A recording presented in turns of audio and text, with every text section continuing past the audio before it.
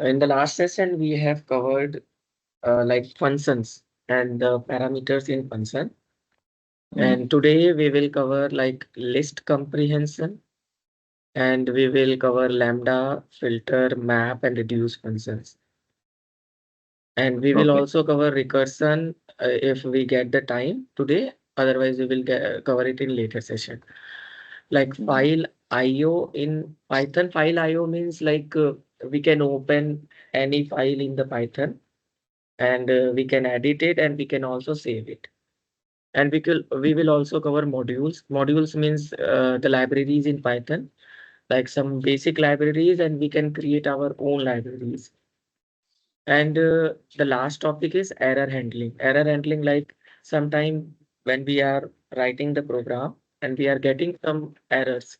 So if we handle the error, our program will like do not crash at that particular line. It will show the message that you are getting this error, but your program will not fail.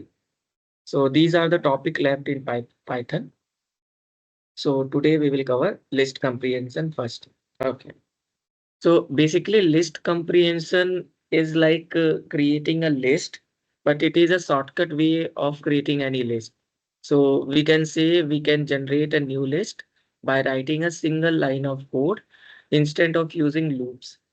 So list comprehension is important. Like when someone say to write create a list by using a single line of code. And list comprehension is not only available, we can also create tuple, we can also create a dictionary. So in list comprehension, we need to use a square bracket, then we need to give the expression, and then we need to use a for keyword.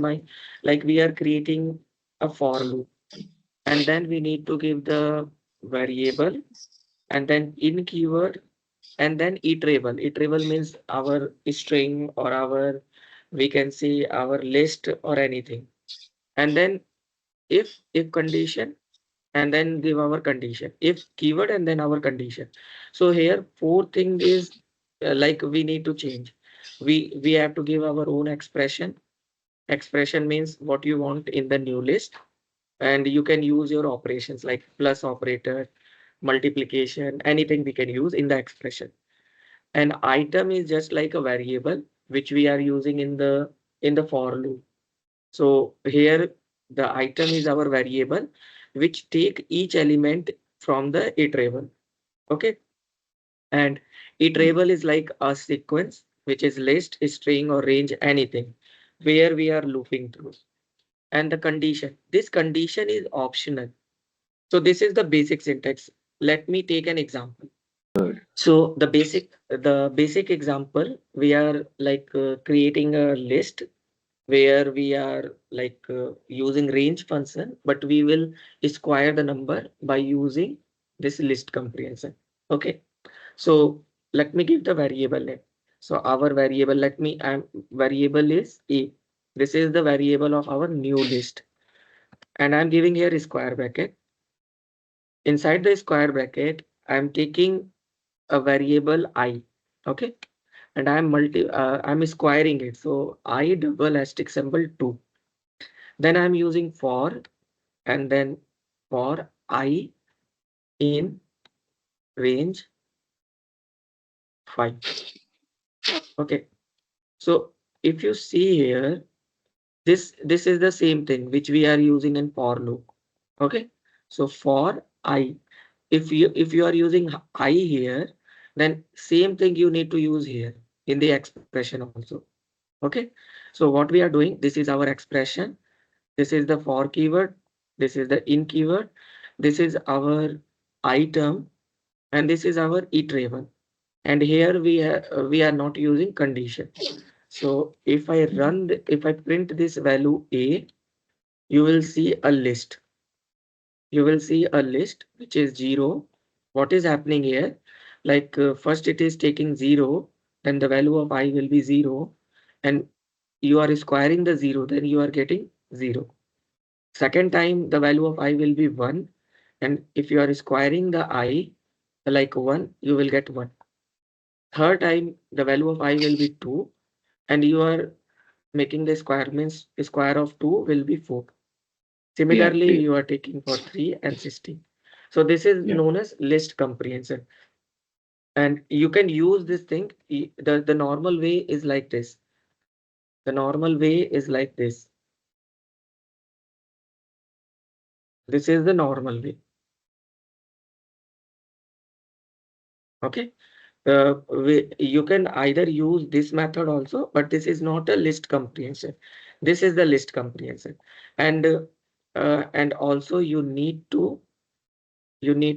you are creating a list, you need to store like this. I append, and then you need to use like this. And before you need to create an empty list. This is the same thing we are doing, but here we are using a normal way.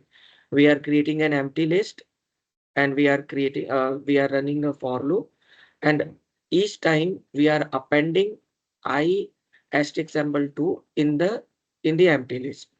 If you run this thing now,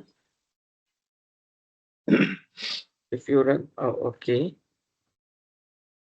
let me give here res.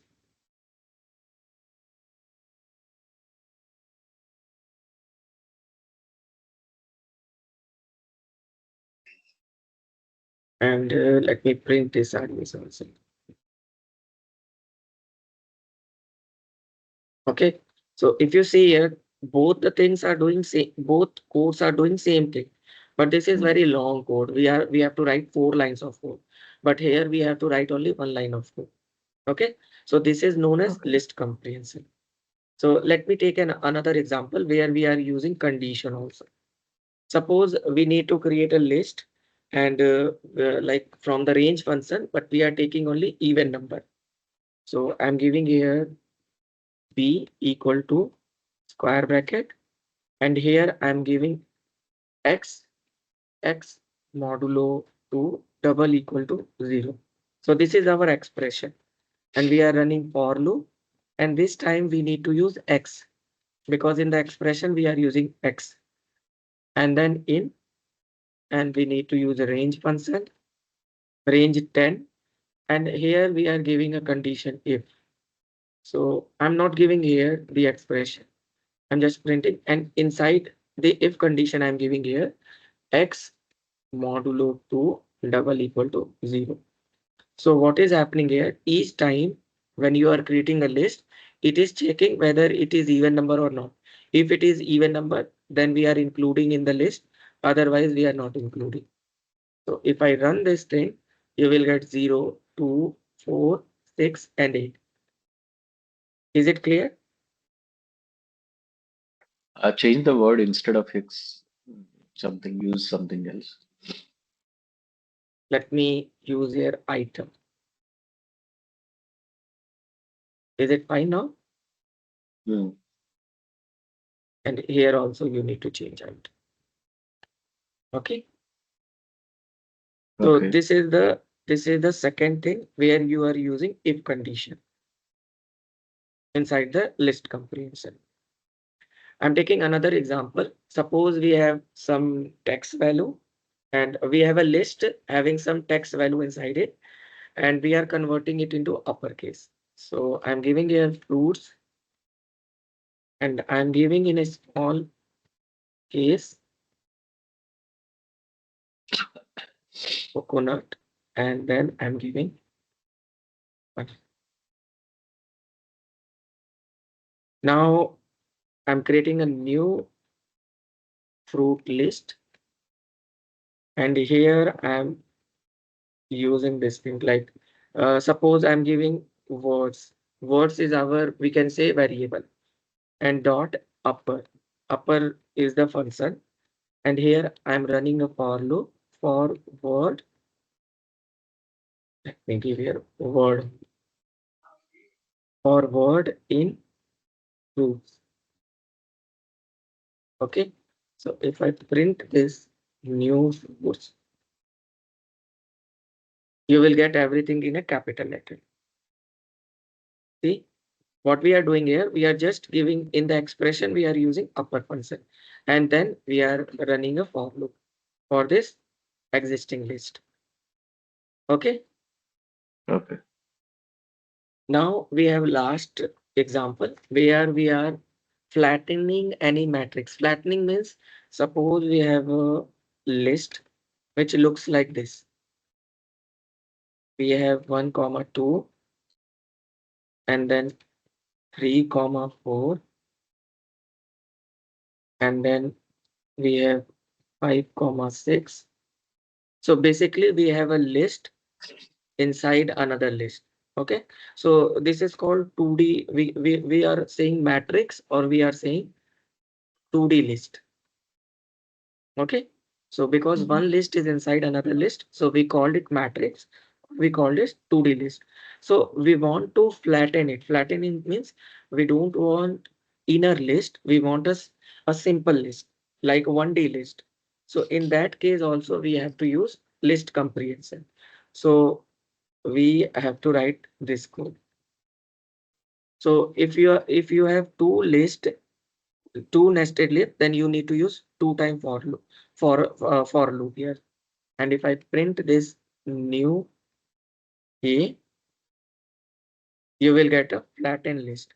Flattened list means everything you are every element in a simple, we can say, list. Suppose we have to create a tuple, then you need to just instead of a square bracket, you need to use this parenthesis. If you are using parenthesis, it become a tuple comprehensive. Okay. Mhm. If you are Mhm. using this, we call it curly braces. Curly So braces. it becomes set Dictionary. comprehensive. Set comprehensive. Okay. In case of What about this, dictionary?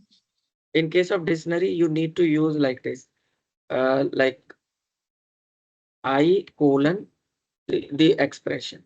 So this Okay. become your key and this become your value. Value. Then it Mhm. become dictionary. Okay. Okay. So we are mostly using list comprehension. Then we can convert it into dictionary. So the list comprehension is more important. Tuple and dictionary we are very like we are not using it frequently. Okay. Now we are moving for our this four function lambda function, filter, map, and reduce. These four functions are very important. Lambda function is a small anonymous function. Anonymous means we are not giving the name of the function, and we create it by using lambda keyword. Okay. So basically lambda function is a shortcut way to create a function, and we can use this lambda function for like when we need a function for short period of time, then we are using lambda function. So the basic syntax is lambda. You need to use lambda, then you need to give the arguments. You can give one argument or more than one argument. After then you need to give colon and your expression. So if you see the basic example here, lambda num1 comma num2, then colon num1 plus num2. So this is your expression, and this num1 and num2 is your arguments. Argument means your variables. So suppose we are creating a function by using lambda function. So I'm creating a normal function.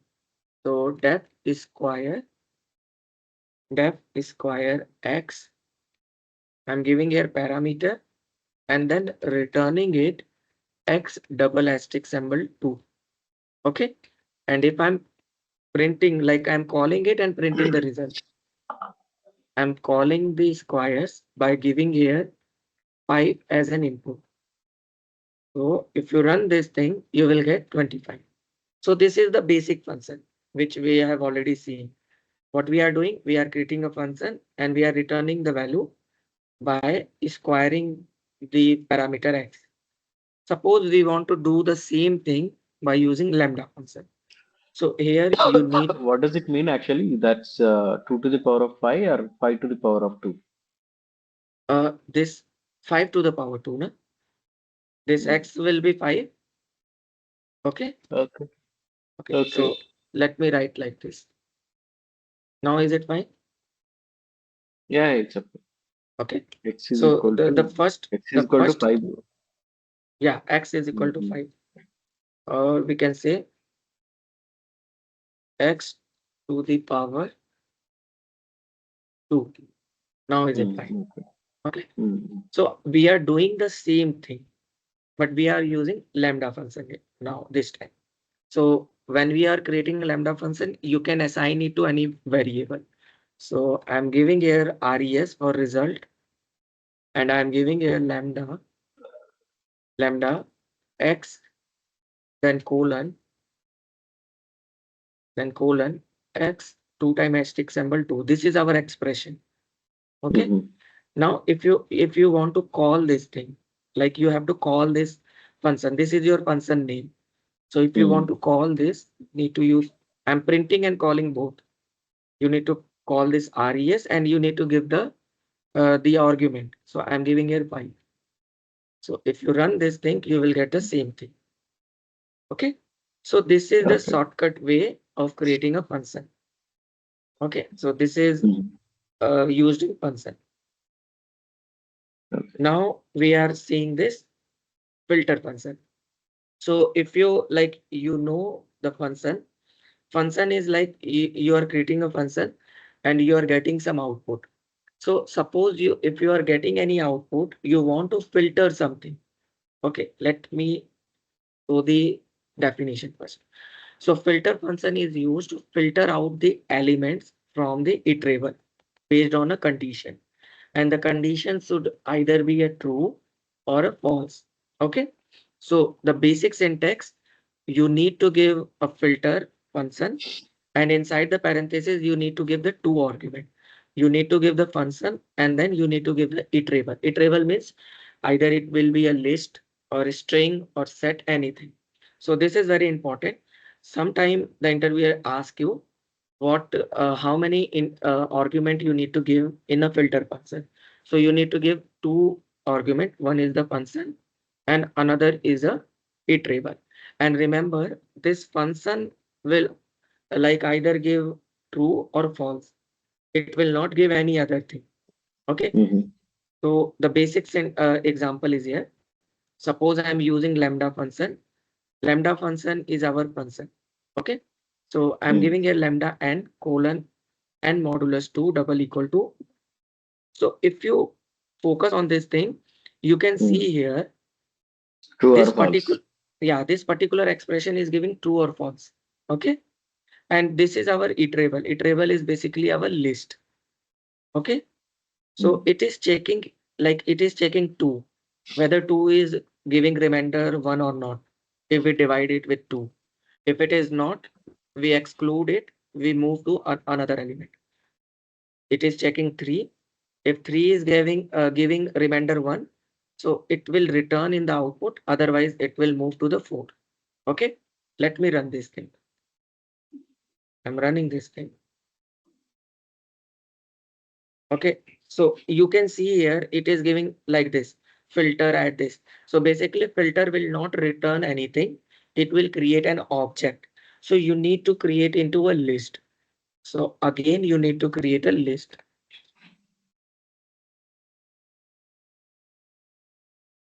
If I run this, you will get 3 and 5. Okay. So what is happening here? It is checking whether 2 is divisible by 2 and giving remainder 1, which is false. Only 3 and 5 is giving remainder 1. So we are getting in the out. Okay. Suppose Okay. I'm taking another example for the even number, like a is equal to 1 comma 2, 3 comma 4 comma 5 comma 6 comma 7. So this is our list. Okay. We want to extract the element from this list, which is even number. So we are using res equal to list, and inside this list I'm using filter function, and here I'm using lambda function. So lambda x colon x modulo 2 double equal to 0. Okay. And I'm giving here iterable a. So this is our function. We can either use this function outside this filter. You can either use here also. Okay. And you can directly use func, the variable. This will also work. Okay. This time we Mhm. are using, we are creating iterable and function outside the filter function. Mhm. Okay. And if I print this res, res, we will get the output. So it will filter 2, 4, and 6, which is even number. Okay. Okay. Mhm. So this is the example of function. Now we are going for map. Map is similar to filter function, but here you are not giving true or false condition. Okay. It will modify your element inside the iterable. So basically we are mapping the element of the iterable. We are using map function. Okay.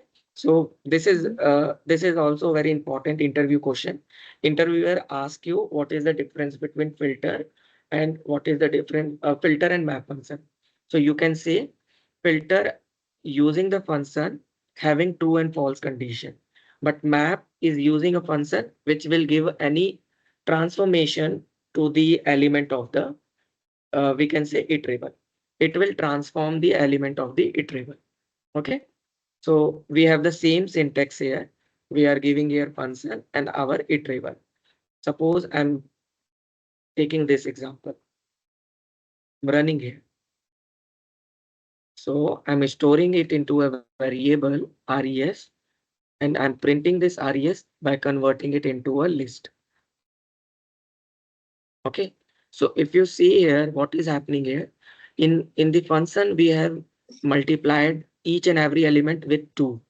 So it will Mhm. multiply 2 with 2, it becomes 4. Similarly, 3 with 2, it becomes 6.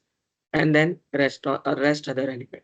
So we are using map function for transformation. Okay. What transformation we have done here?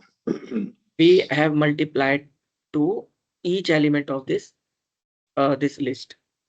Yeah, if we don't use the map, what will happen? If you don't use the map, you will not able to multiply directly.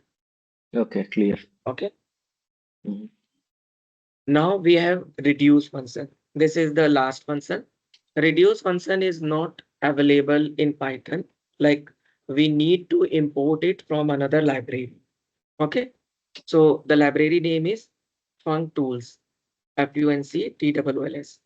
This is the module where you will get this reduce function. So reduce function will receive two arguments, function and iterable. And it will not return another iterable. It will return a single value. Okay. It will give a single value.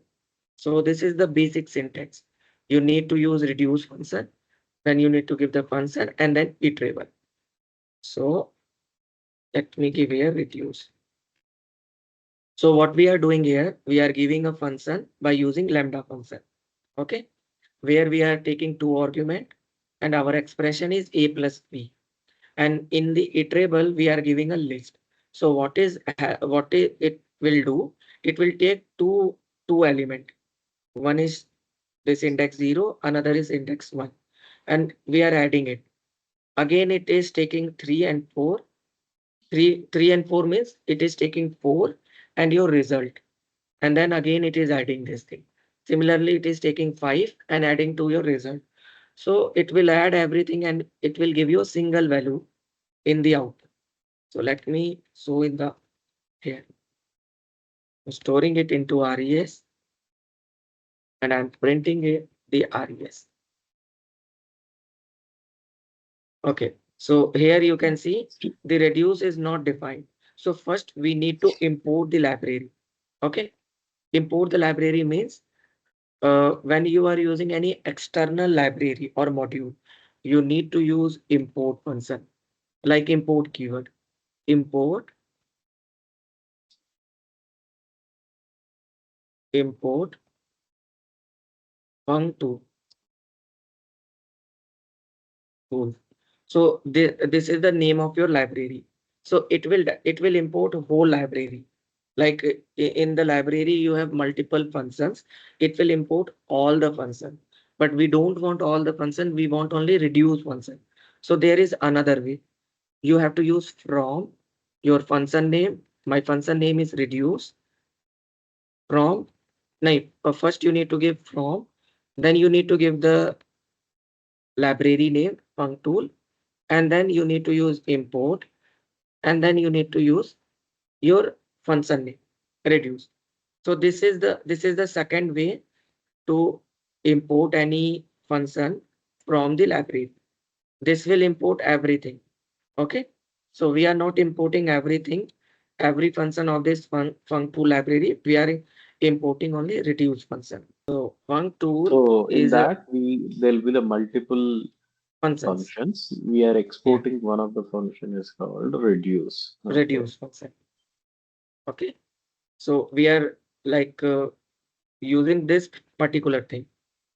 Okay. From library import function. Okay. If we are using import library, it will like extract all the functions. Okay. Mhm.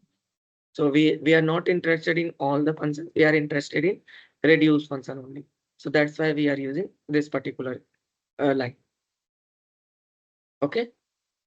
Okay. It's a inbuilt function in the. It's a inbuilt function. Mm. We will see like other libraries also.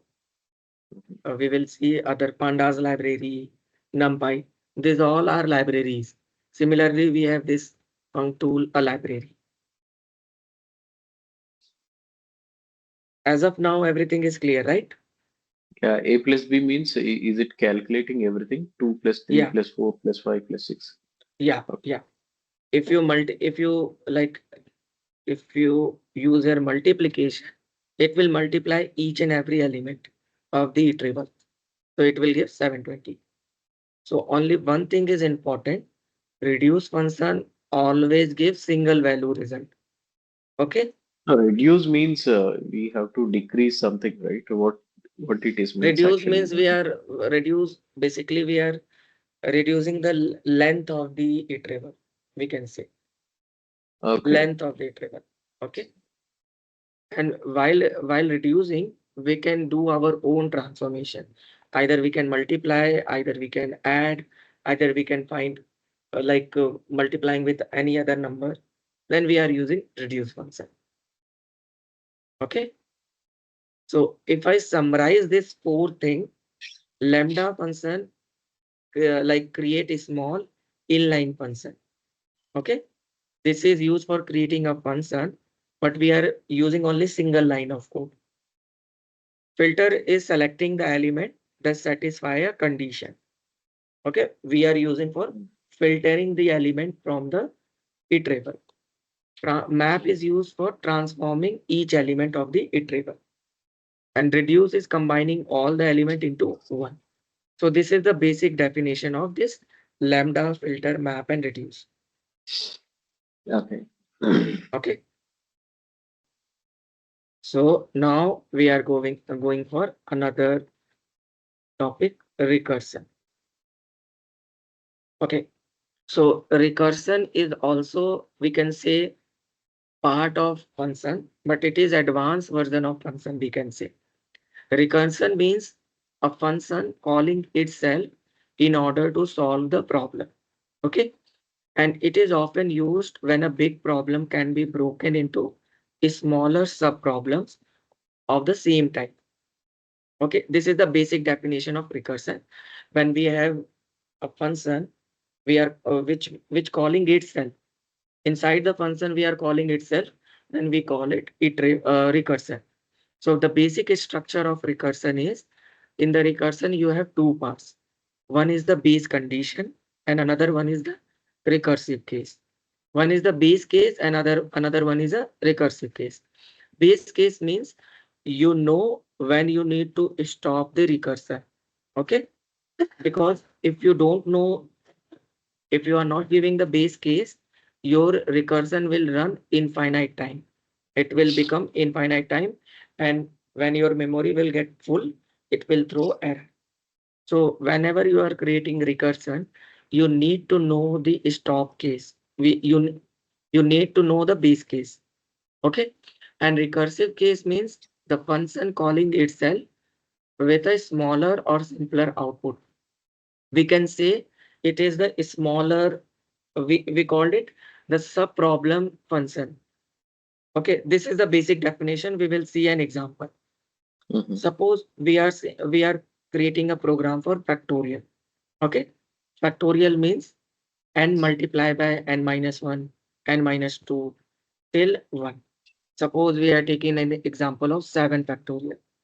So 7 factorial means 7 multiply by 6 multiply by 5 multiply by 4 multiply by 3 multiply by 2 multiply by 1. Okay. Mm-hmm. So if you see this thing, this basic thing, you will see our program need to stop when you have the value of n is equal to 1. Okay. So this is our base case.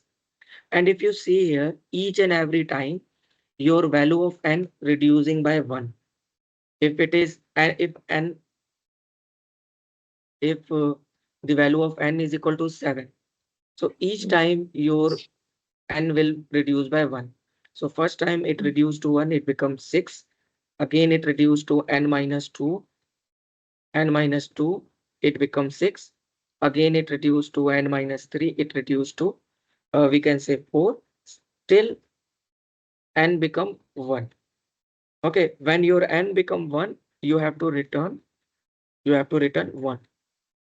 Okay, so this is the basic, we can say this is our, this n is equal to 1 our base case, and n minus 1, n minus 2, these are the logic we can say. So we are converting it into recursive code. Let me write a program. Mm-hmm. So suppose I'm giving here def factorial. This is the name of our function, and I'm giving here num. Okay. So in the num, first you need to give the if condition.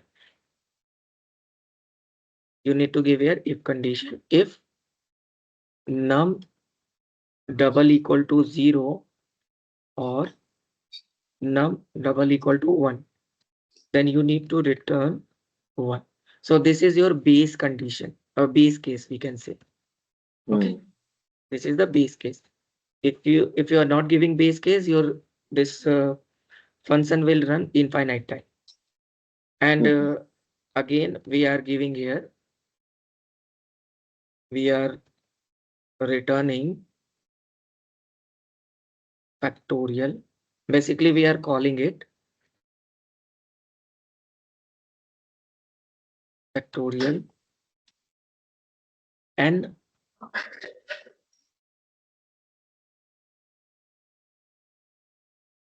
n minus 1. So before that we need to use n multiply. So this is our recursive case. Okay, let me recursive case. So this is our, we can say this is our function. We called it recursive function because here we are creating factorial function, and inside that function we are calling this factorial n minus 1. Okay, so Mm-hmm. if I call this thing, if I'm calling it factorial, and then I'm giving here 7, and I'm printing this.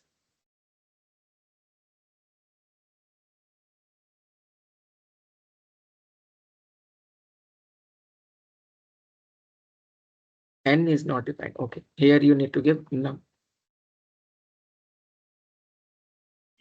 Okay, so you will see this is your result 504. So let me first show how it is working. Suppose R1, when you are giving num is equal to 7, what is happening? It will check this line. So this is not true because num is 7, which is not equal to 0 or not equal to 1. So you will move to this line. Okay, so here what is happening? This num will be your 7.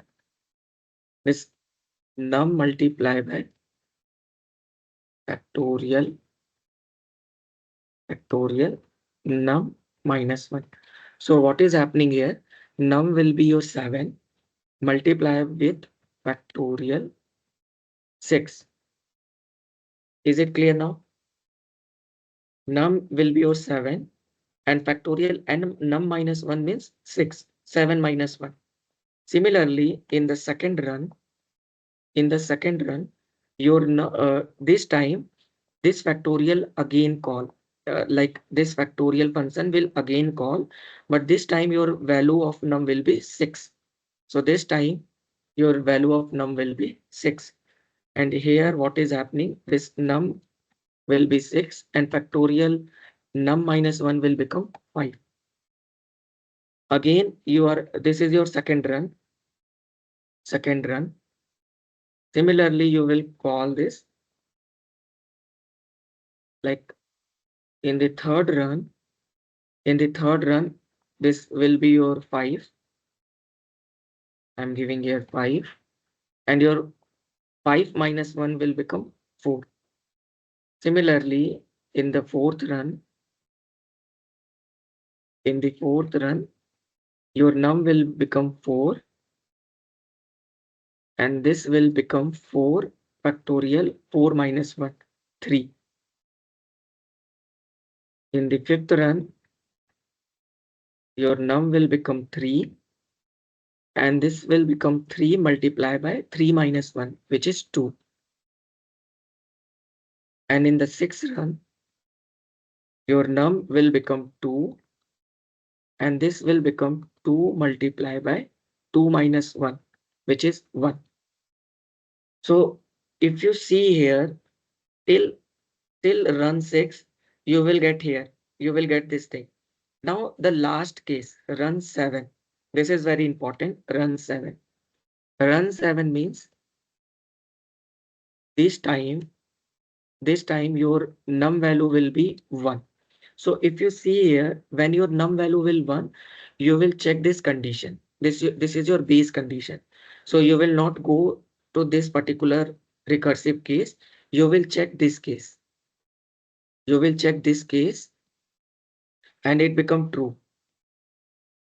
It will become true and you will return you will return 1. You will return 1. So this 1 will be in place of this factorial 1. Okay, so this 1 will become in the place of factorial 1. So it become 2 multiplied by 1 and your result will be 2. And this 2 will goes to this factorial 2. So it become 3 multiplied by 2. Multiplied by 2, it becomes 6. Again, this 6 will go to this factorial 3. So your result will be like 4 multiplied by 6. Okay. So 4 multiplied by 6, it becomes 24. 24. Again, this 24 goes to this factorial 4. Then your result will be 24, like 5 multiplied by 24. So your output will look like 120. And this 120 goes to this in place of factorial 5. So your result will be 6 multiplied by 120. So it will be 720. Again, this 7 multiplied by with 720. So your overall result will be 5040. So this last thing you will get in the output. This will be your output. Now tell me you understood or not. I know this is a very complex thing. I know Hello. how 7 factorial works. Okay. Mhm. So based on that, I can understand it. Okay. Let me write another program. Fibonacci series is a series which is like if we say like first term. Suppose this is my first term A. First term is always 0 and second term B is our second term is always 1. Now your third term, let me give here A1 and A2. Okay, your third term will be the sum of A1 and A2, A1 plus A2. So if you sum this thing 0 plus 1, it will be like, Bro, wait. What is Fibonacci series? I forgot yeah, actually. I heard about it, but I forgot. yeah, yeah. Fibonacci series is a series which has first two term 0 and 1. First term is Mm-hmm. 0, second term is 1, and third term is the sum of first and second. So it will be 1.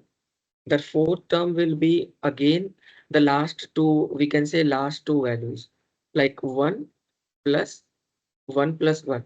So Mm-hmm. your A4 will be 1 plus 1, 1 plus 1. So it will be 2. Similarly, you are adding your last two terms, it will become a Fibonacci series. So what we called it, the A nth. Suppose A nth term of a Fibonacci series, A nth term will be your A nth minus 1 term, A nth minus 1 term plus A nth minus 2 term. Okay. So this is the basic, we can say, function of Fibonacci series. So suppose I'm writing the complete Fibonacci series. First term will be 0, comma, second term will be 1, third term will be 1, fourth term will be 2, fifth term will be 3, sixth term will be 5, again your 8, again 13, again 21. So this is the Fibonacci series. Okay. So what is happening here? This first two term is common, 0 and 1. Third Mm-hmm. term will be the sum of last two terms. This fourth term will be the sum of 1 plus 1.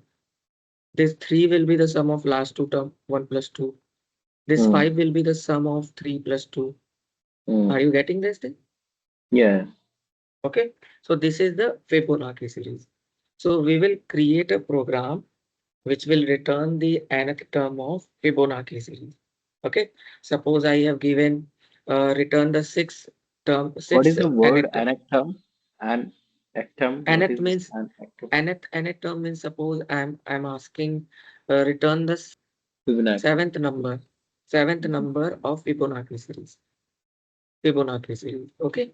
So if you count this 1, 2, 3, 4, 5, 6, 7, you will get in output 8. Mm-hmm. Okay. Mm-hmm. Suppose someone says return the 10th term, 10th number of Fibonacci. Fibonacci. So similarly, you will go this series and count the 10th term. So this is your fifth, this is your ninth, and after that 4 and 3, 3 and 4, 34. So 34 will be your 10th term. Okay. 10th Okay. term we can say. So basically the number we can say, the number of Fibonacci series. Okay. So we will write this program in Python. First, we need to find what is your base condition. Okay. So someone says if n is equal to 0 or n is equal to 1. Okay. So in that case, we need to return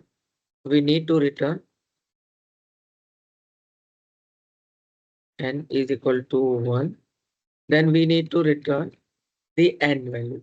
N value means suppose let me write this program, then you will understand. So I'm creating a function. Okay. Each and every time when you are writing a program, create a function. So I'm creating a function and I'm giving the name Fibo. And here I am giving a parameter num and giving colon.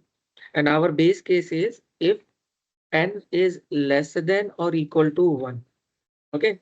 Or we can say num. If num is less than or equal to 1, suppose someone says, give me the first term.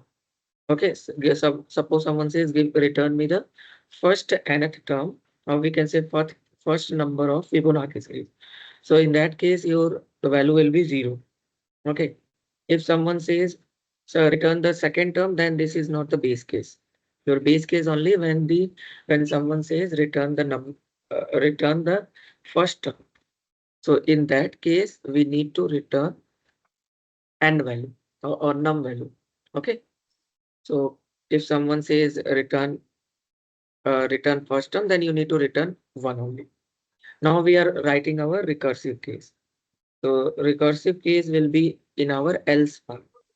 So here we are returning Fibo n minus 1 plus Fibo n minus 2. So this is our recursive case. So if you see here, when you able to understand the logic, like if you understand the pattern of the series, then you can automatically create this nth term function. We called it nth term expression. If you Hmm. are able to create this nth term expression, then you can able to make the Fibonacci series. We can say if you can able to create the recursive case. Okay. First, you need to understand the pattern. Then you need to create the nth term expression. Then you are easily create your recursive case. Okay. So if you Okay. see here, the same thing is happening here. N minus 1 and n minus 2. And each and every time your function is calling to itself. This function is calling for n minus 1 and this function is calling for n minus 2. Okay. So this is our recursive case. So this is what your complete program. Recursive case make your program very short, but this is very complex. It is not easily understandable. Okay. Some people are like confused whenever they are working in recursion. Now Bro, we actually, I used just want to to understand one thing. We will Mhm. usually add two of the last two numbers, right? But why are Yeah, we doing the minus in the n minus one? Why are we using the minus one and minus two? N minus yeah, two. yeah. Oh, sorry. Here we need to use num. Um, Okay.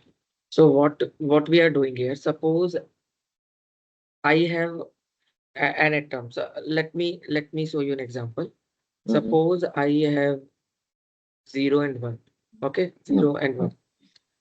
This is our first two numbers, which is common in all the Fibonacci series. So Suppose number will someone, come out. So the eh, usually number will come out. I mean zero and one. yeah, yeah. Suppose someone says Else condition return, now. Mm. yeah. Suppose someone says return a fifth. A fifth means fifth number of the Fibonacci series. Okay. Mm. So Mm. in that case, your previous two number will add on your A4 and your A3. Okay. So Mm. if you like suppose you have a term 1, 2. So this is your A1, this is your A2, this is A3 and this is A4. So Correct. if you want to find the if you have to find the A5, then you will add A4. This is your A4. Okay. Mm. And this Mm. is your A3. So Got you it. can Got it. add it You are going 1 minus. plus Okay. 2. Mm. Okay. Clear. Clear. We Clear. are adding the last two terms. So Correct. this Correct. will 3. So Clear. similar Clear. thing we are doing here. Okay. Mm. N minus 1 and n minus 2. So suppose I am printing after calling the function. So I am giving here Vivo and I want the sixth term. What will be the sixth term? So if I run this program, it will return 8. So if you count this 0, 1, 2, 3, 4, 5, and 6. Okay. Okay. So if you see here, okay. Fibonacci series is starting with 0. Then only so the index is starting from 0. So the sixth term will be 8 1 8. You can see here 8. Suppose I'm returning here 13. Like we can say 10th term. If I run this, you will get here 55. This will your 10th term. So the series is starting from index 0. So this will your 10th term. Okay. So what is happening here? What is happening is suppose I'm giving here 0th term. So it will return me this 0. So this is our base case. If we are giving 0 or if we are giving 1, then we have to directly return the number. So number means if we are giving 0, then 0 need to return. If we are giving n number is equal to 1, then 1 I need to return. If I give here 1, 1 will be returned. So this is our base case. But if I am giving 2, so then we need to go to the else part. So n minus 1 and n plus 2. Yeah, clear, So, clear, bro. Yeah, okay. understood. So you can also paste this code here in Python-Tutor and you Mhm. can see the execution, why, how it is running. Okay. So if I give here, suppose I'm giving here some larger number. Let me give here 4 only.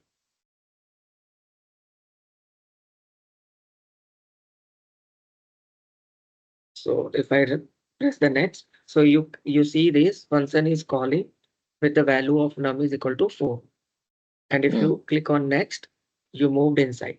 So this mm, condition is not true. You will mm. move to the else part. And inside Correct. the else part, you have Fibonacci num minus 1, num minus 2. So here, Mm, first it will go for num is equal to 3. mm, Okay, n minus 1. mm, mm, And again, you are calling this function and your Fibonacci series will be n minus 2. Matlab okay. 3 minus 1, it will be 2. Mhm, Again, you will see here, again you are calling the function num minus 1. It means 2 minus 1. It will be mm, 1. Now this will be your base case. mm, This will be your base case because we have given here num less than equal to 1. So if num is equal to 1, you will return num, you will return num. So your return value will be 1. See here, return value will be 1. Now in Fibonacci, your return value again add on to this one, add on to this one. So if mm, you see here, if you see here, then the num value, now if you again go up and you will see here the return value will be 1. What is happening? Like we are returning the value 1 and we are adding it again. Okay. mhm, mm. Similarly, we are moving up. Like we are first we move downside, then we move down. First we move top to bottom, then bottom to up. Okay. Mhm, So see mm. here, if we move up, you are adding again and again, again and again. Okay. So if in the last you will see the overall result will be 3. Okay. Mhm, mm. So this is also very complex. If you do this by dry run like this one, then you will understand.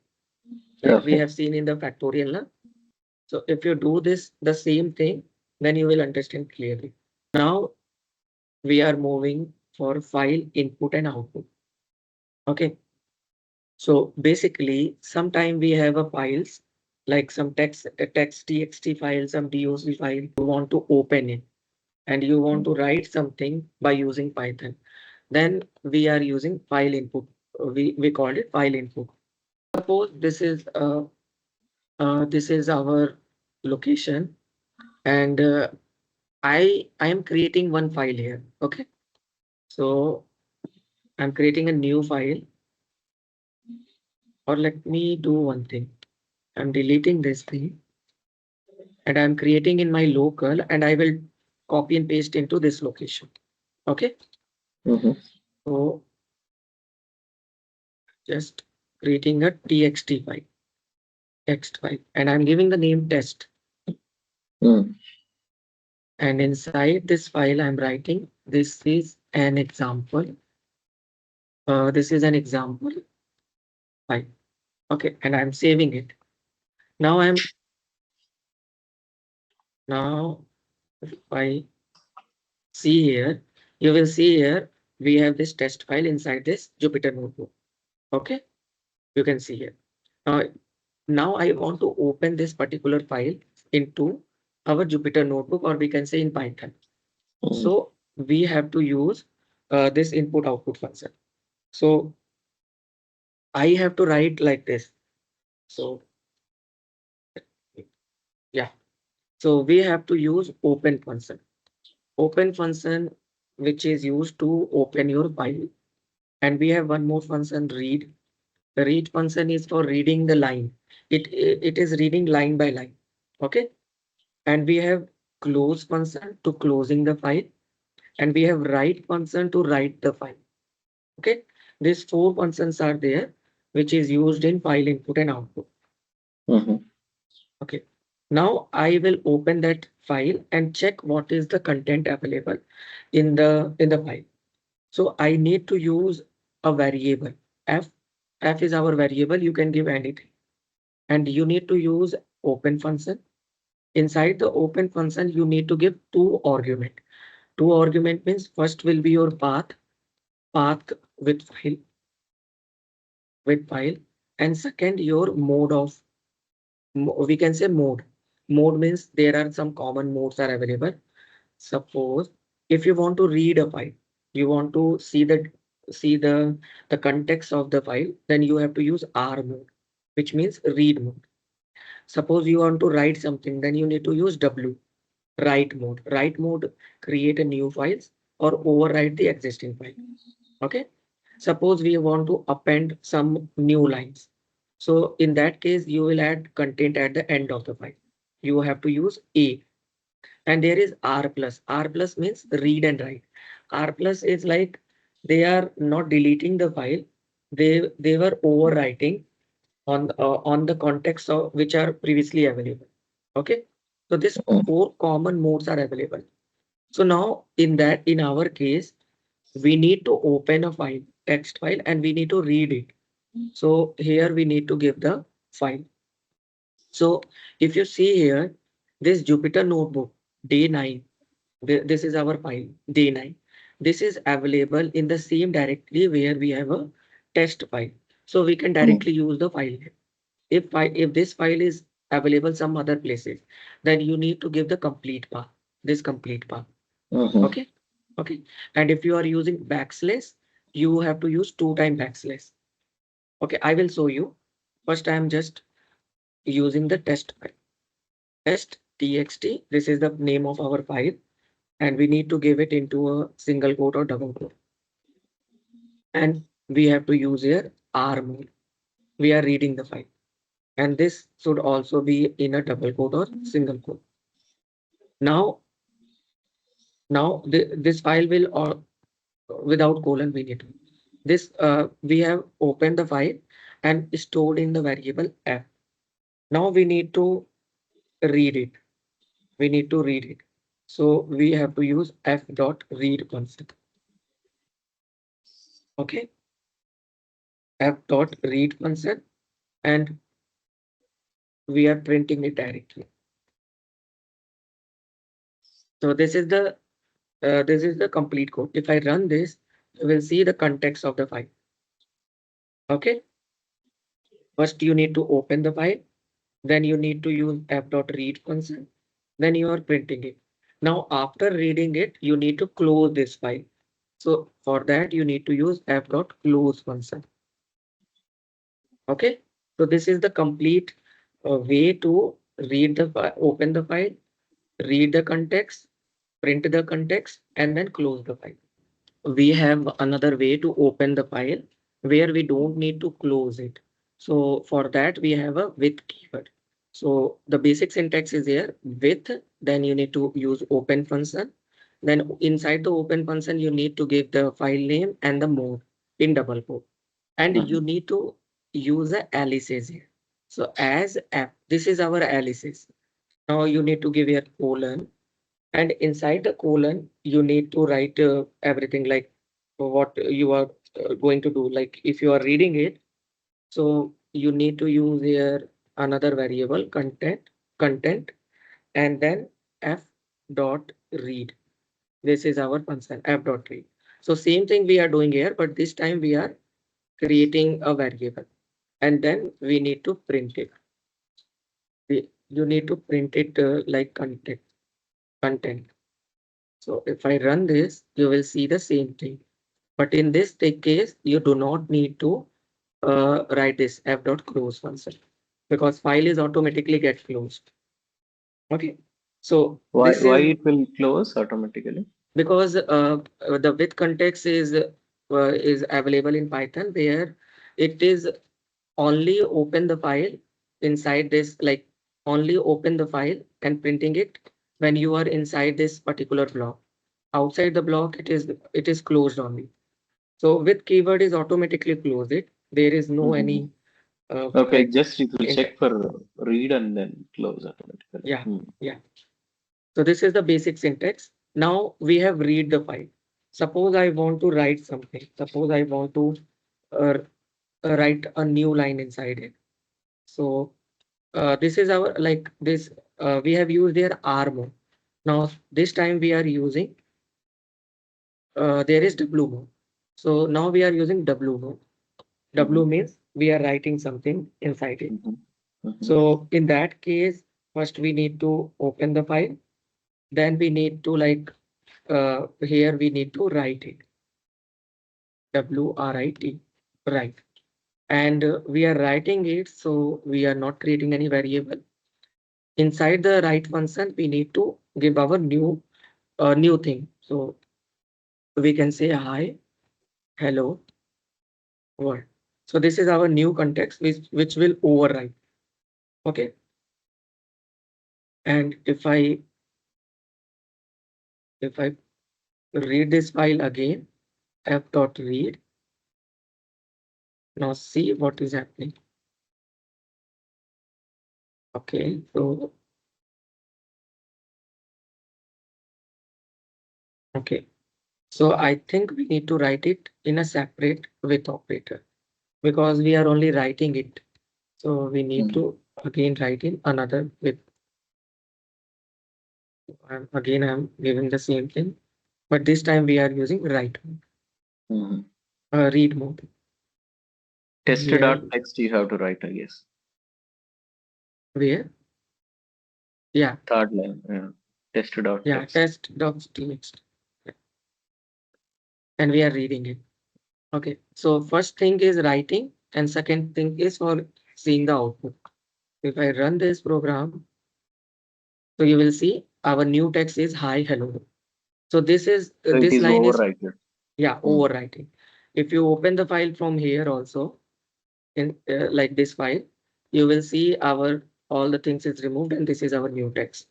Mm-hmm. Okay, so Okay. this is for like W is for overwriting.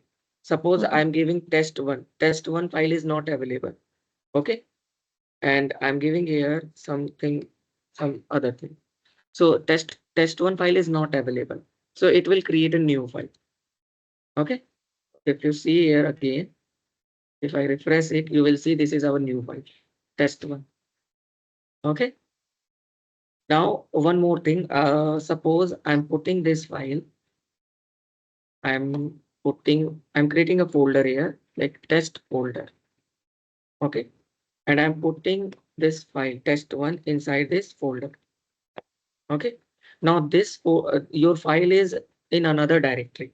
So you cannot directly use this test.txt. Okay. You need to use the complete path. So in that case, you have to go to that particular directory. You have to copy this particular address Mm. and you need to, suppose I'm printing it. So let me copy this. You need to paste that particular path here. Okay. And so if you are giving backslash, you have to give 2 time backslash.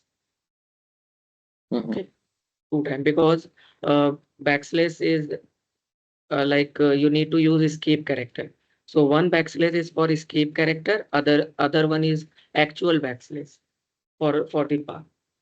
So Okay. so this is the complete path you need to give. So if I again run this program, you will see the same output. Okay. And there is another way to give the path. Suppose you are not going to give the backslash, you have to give 1 time forward slash. If you are giving Mm-hmm. forward slash, then you need to give only one. If you are giving backslash, you have to give two backslash. So I'm giving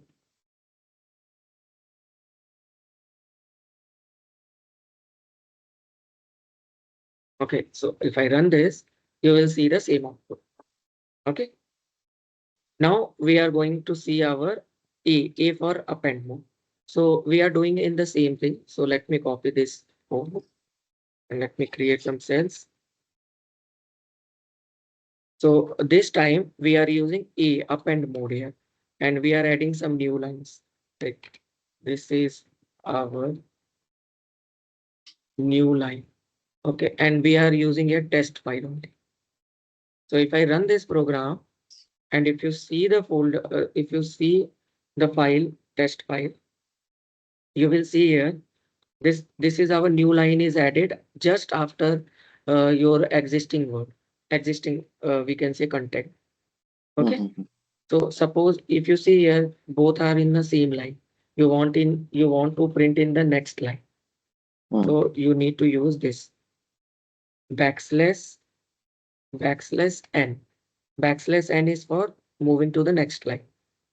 So if I Okay. run this program, this time you will see this one. This is our new line. Okay. Mm-hmm.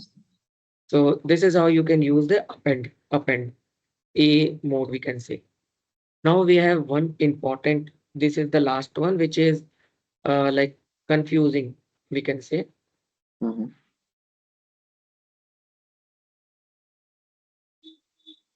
Hmm. So here we have a R plus mode. R plus mode is for read and write both. So I'm giving here R plus. So in case of R plus, we need to open the file similarly, and we need to read it.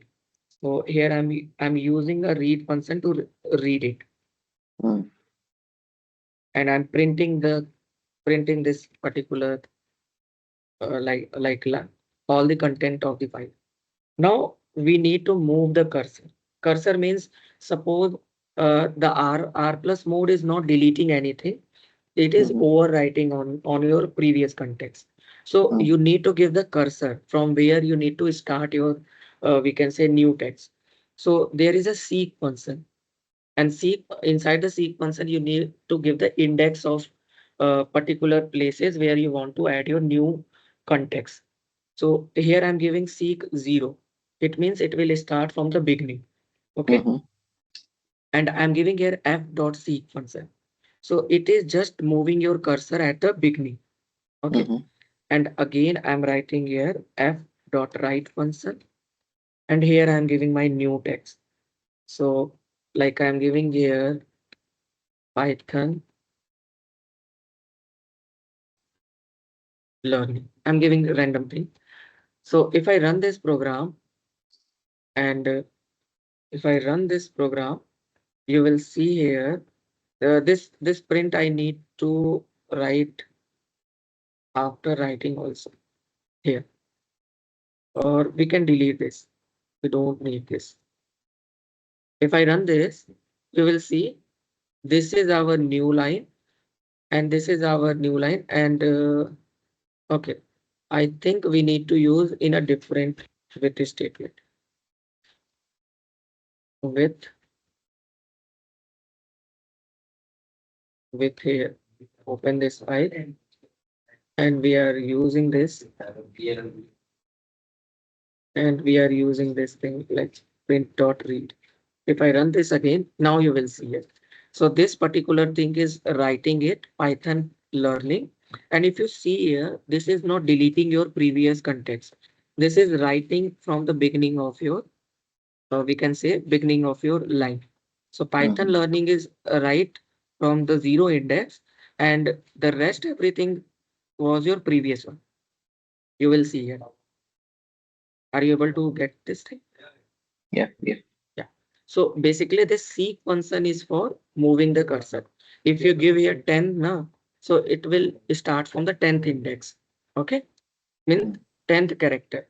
If I run this thing, so okay, see here.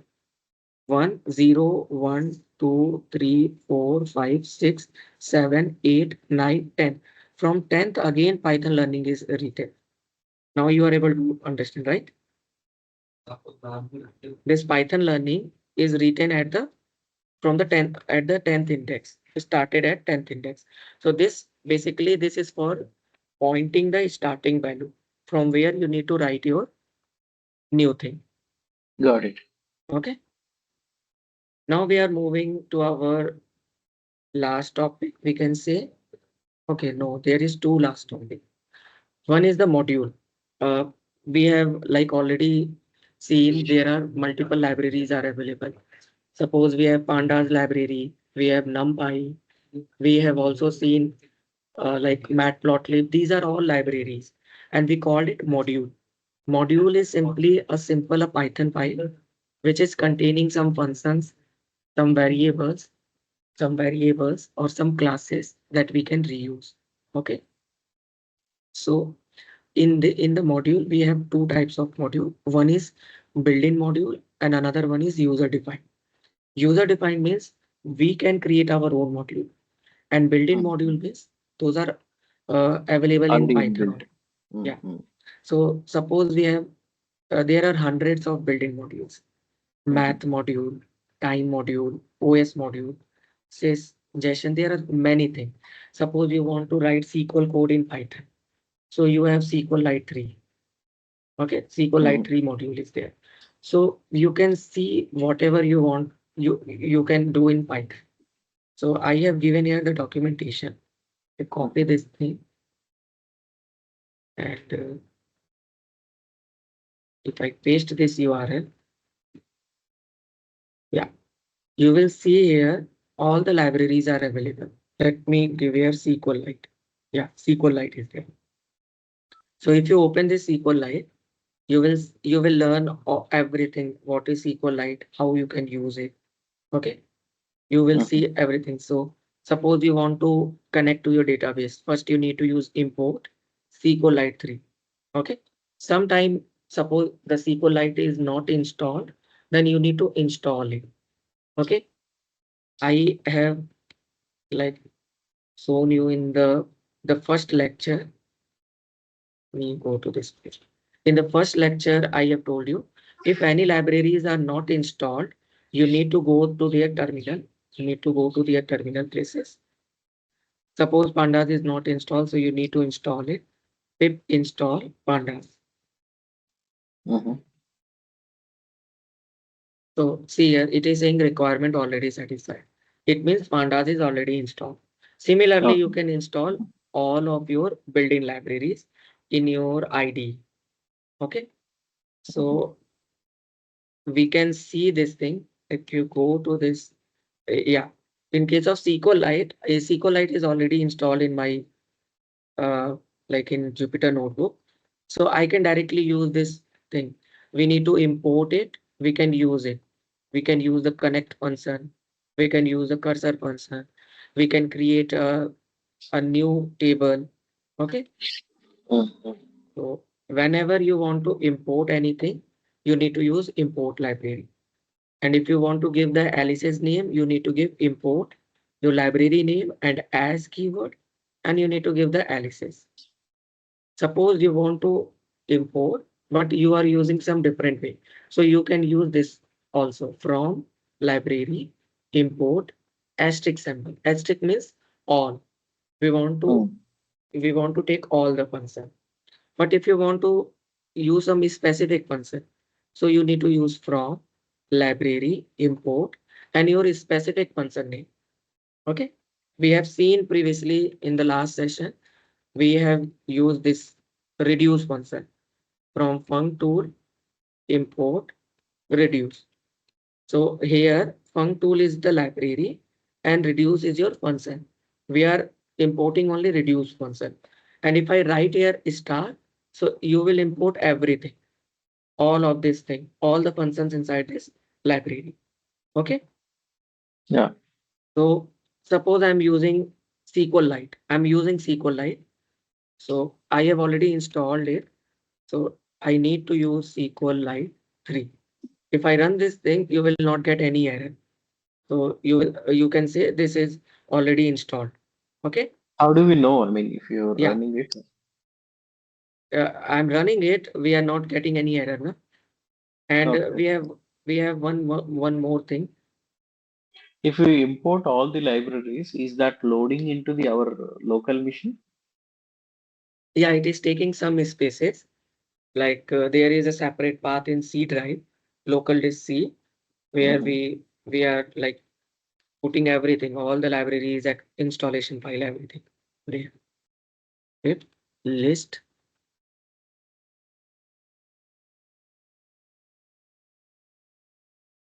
yeah. So I can check what is the exact keyword of SQLite. Equal.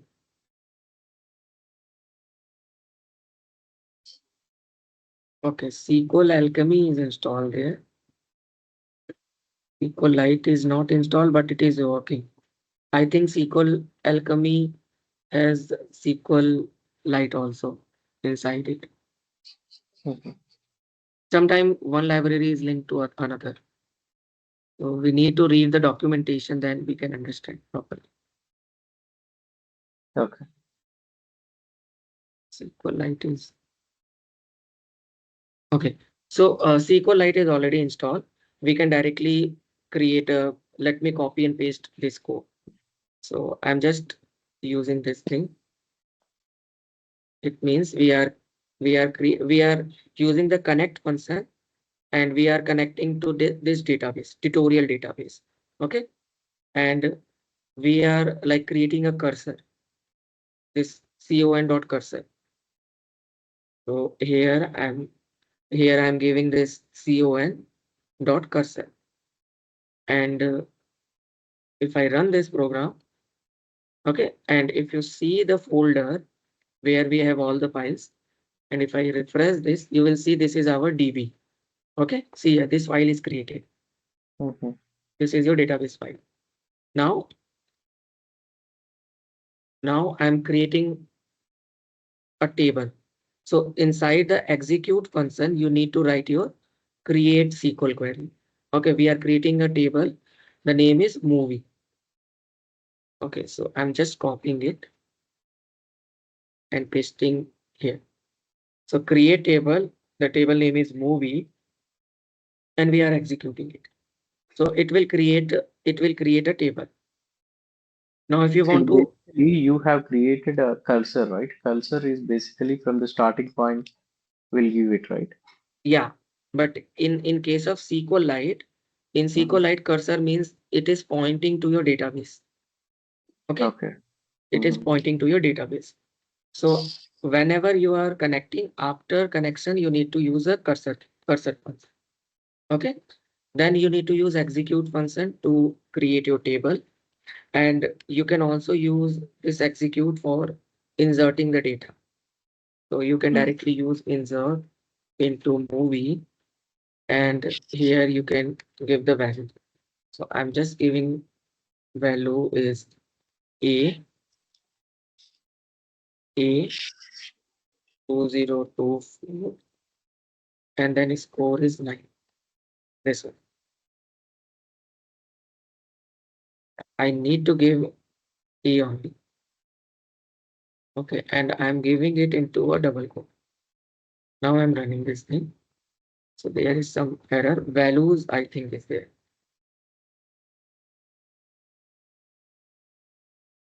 Movie, and then our column names, and then values are there. I think insert it doesn't require the exclamatory symbol. Where you are seeing this. Insert, yeah, there. Okay, That let me check here. double Let me inverted, check. right? Is there something? Yeah, insert. Okay, the table name is not there. Okay, let me copy this. Mm.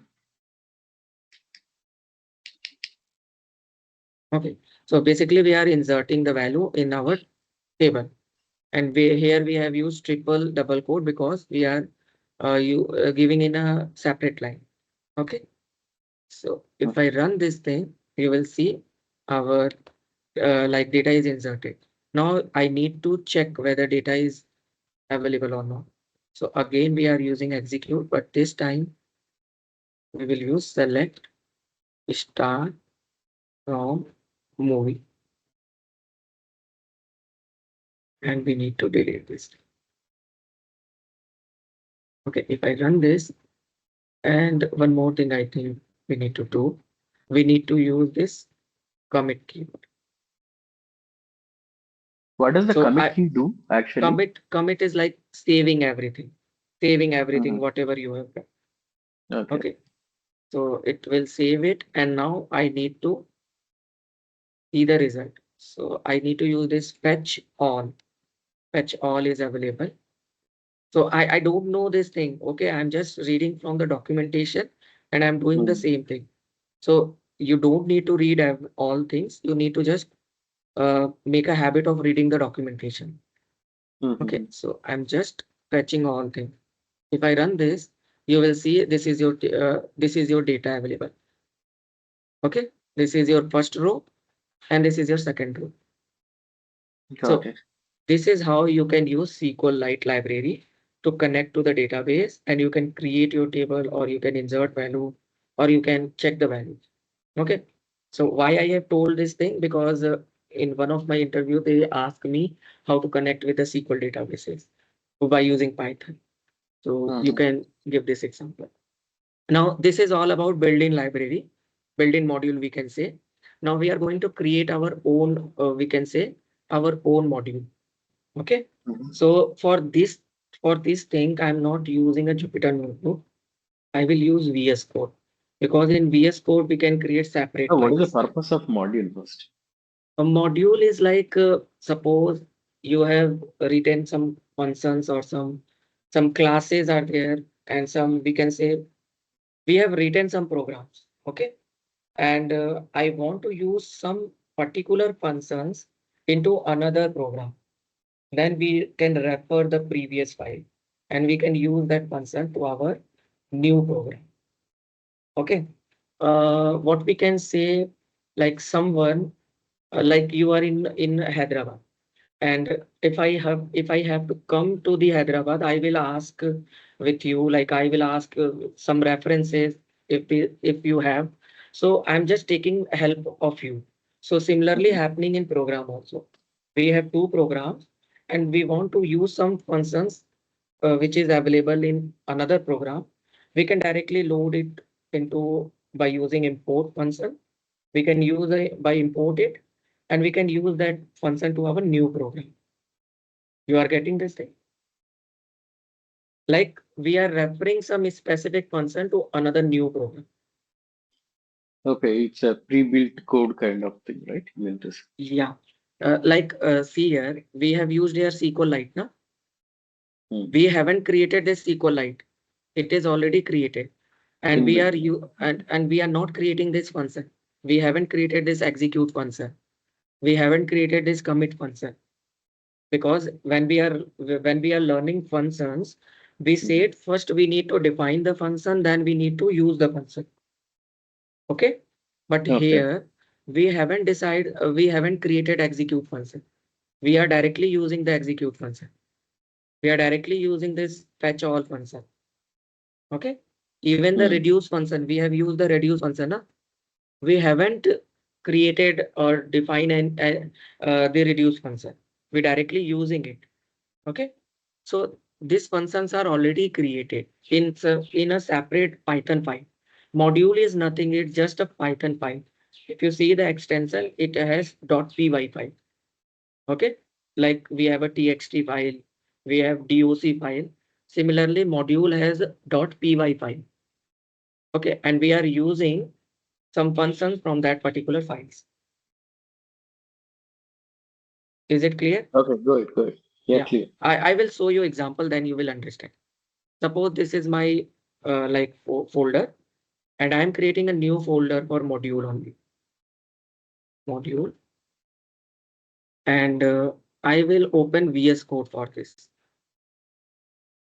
So let me open from here.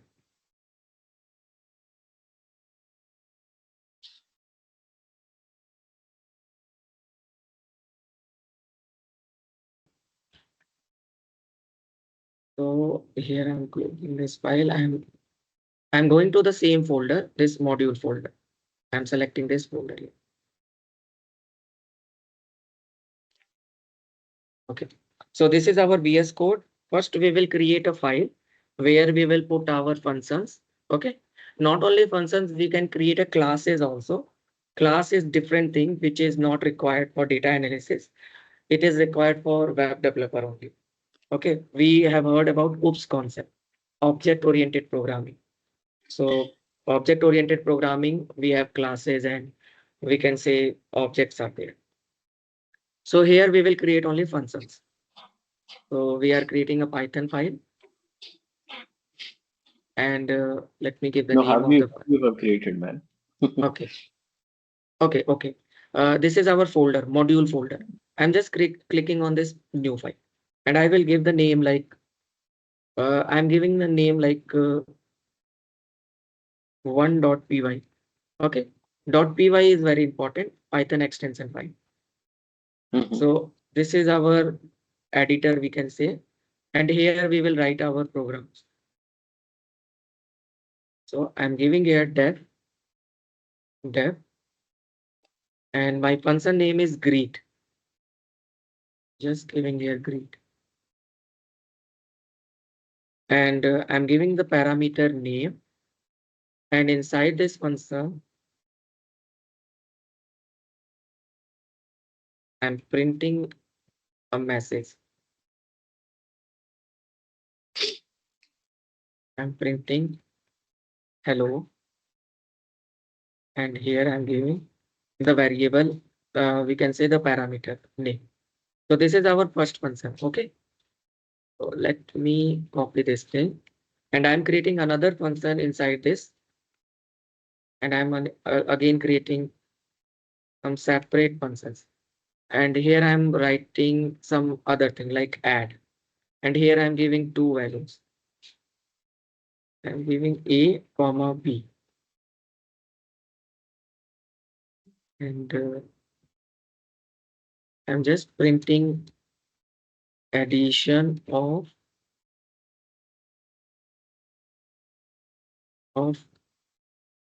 A and B is A plus B. Okay. Similarly, I'm creating another function, but this time I'm multiplying A and B. Mhm. So product, you can see product of A and B is A asterisk B. Okay. So I have created three functions inside this 1.py file and I'm not calling it. I'm just initializes every function. Okay. Now I want to use this particular function into another file. So let me create another file. So this is our test file,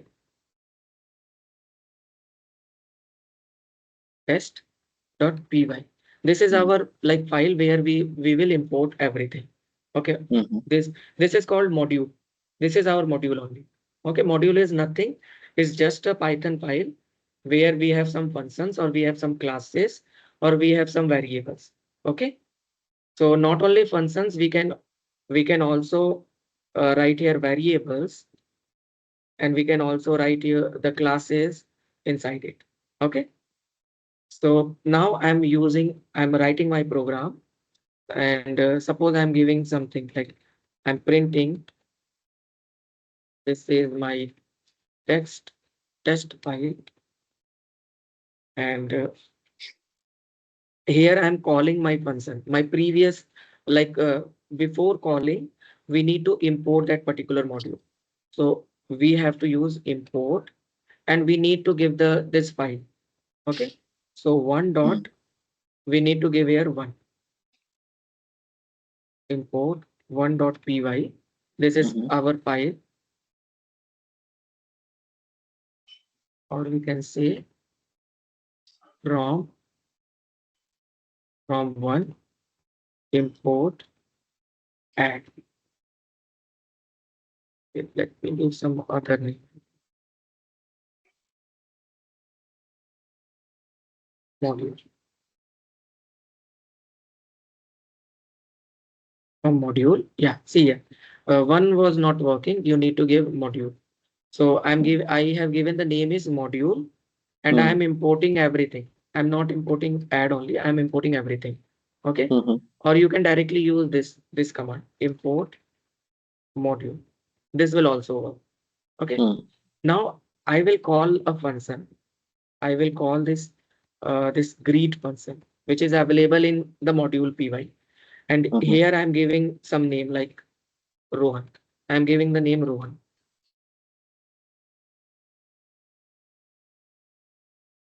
Mhm. Rohan. Okay, so what we have did here, and one more thing we need to do, if you are importing the module, you cannot directly use it right, like this. You have to use some aliases. So I'm just giving here raw module import from module, or let me give right import module as A. I'm just giving aliases A. So here I need to give a dot greet. Now it will work. A Mm-hmm. is our module only. If we are not giving aliases, you need to write module, complete module you need to write here. Okay. Okay. If I run this thing, you will see there the message is hello Rohan. We haven't Mm-hmm. written hello, which is written in the module only. Correct. Okay. So this is the way you can use the module. Similarly, if you want to use add Go function, back to the module once. Go back to the yeah, module. yeah. This is your greet function. Huh? Here you have used hello, and inside Mm-hmm. the curly braces, we have given our parameter name. Third one also you written the same. Add only. You should write something Yeah, different. we can write program. Okay. Yeah. I have saved it. Now I'm using add function. A Mm-hmm. dot add, and I'm giving here three number, 3.4, 3 comma 4. And if I run this, you will see addition of 3 and 4 is 7. Okay. Mm-hmm. If A dot product, if I'm giving product 3 comma 4, and if I running this, you will see product of 3 and 4 is 12. So what we are doing, we have created our own module where we have put it these three functions, and we are using that particular module in different file. Clear. Clear. Okay. So when you are working in real time project, so you don't have like you have separate files. Everything you have a separate file. Okay. You don't have to create everything in a single file. So that's why we are that in that case you need to use this import keyword. So Clear. this is all about import. Now we are going to our last topic, error handling. Okay. Mm-hmm. So error handling means sometime, let me refresh it. Error handling means like sometime you are writing your program, but some error is happening. There might be some any error. Suppose you are dividing any number with zero. So if you divide any number with zero, it become infinite. Then your program will throw error. So in that case, you need to handle your error. If you do not handle your like if your program will stop at that particular line. But you don't want to stop your program at that line. You want to print some messages and you will go further. Like you want to go to the next line. Okay. So let me show you an example. So here, suppose I'm writing a program and I'm giving a num is equal to num1 is equal to 6 and num2 is equal to 0. I'm just giving 0. If I print this number, if I print a result which is num1 divided by num2. So num2 here is 0. Okay, so if you divide anything with 0, it will become infinite. If I print this res, it will throw error. And the error name is zero division error. Okay. Mm-hmm. Suppose I have written some more thing. I have written here res2, and here I have used num1 plus num2, and we have printed this also res2. Suppose I have written res3, and here I am multiplying it num2. and we are printing res3 also. Okay, so if I run this program, you will see here you are getting the error and your program is stopped here only. You are not printing this res2, res3 because these two things are correct only. Because if you sum anything, if you add 0, it will not be any error.